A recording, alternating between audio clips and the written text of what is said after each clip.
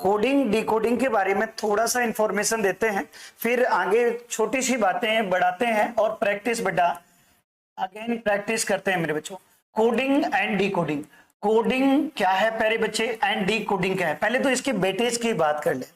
आप बेटा एमपीएसआई की बात करें या बेटा ऑल एग्जाम्स की बात करें तो ये इसका बेटेज बहुत ज्यादा रहता है बेटा, 2 से लेके 4 नंबर का बेटेज आपका एग्जाम में देखने को मिलेगा और पूछा भी बहुत जाता है हर एग्जाम में, चाहे आप व्यापम का दे रहे हो, चाहे आप एसएससी कंडक्ट कर रहे हो, चाहे आप बैंक सेक्टर दे रहे हो, इसका बेटेज बेटा मिनिमम 2 नंबर और हाईएस्ट बेटा 4 नंबर का बेटेज रहता है।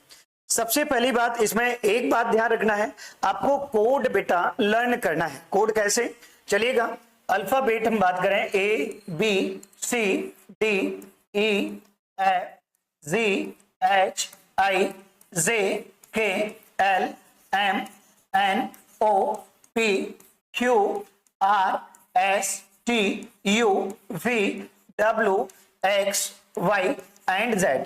बेटा अल्फाबेट, सबसे पहले अल्फाबेट लिखा हुआ है, बट एक याद रखना बेटा अल्फाबेट के कोड आपको लर्न होने चाहिए।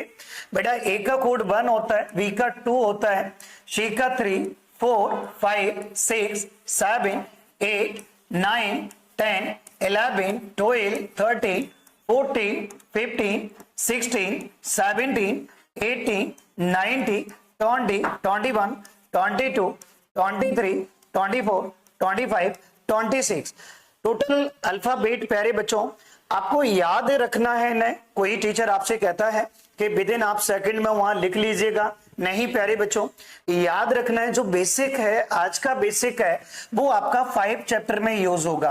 पहला प्यारे बच्चों आपने फर्स्ट टॉपिक किया था अल्फाबेट, आपको बेटा कोडिंग एंड डिकोडिंग आपको भर भर के यूज किया था।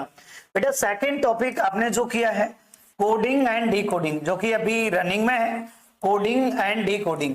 भाई थर्ड टॉपिक प्यारे बच्चों एनालॉग्स, एनालॉग्स और फोर्थ मेरे बच्चों क्लासिफिकेशन, क्लासिफिकेशन और इसके बाद मेरे भाई सीरीज।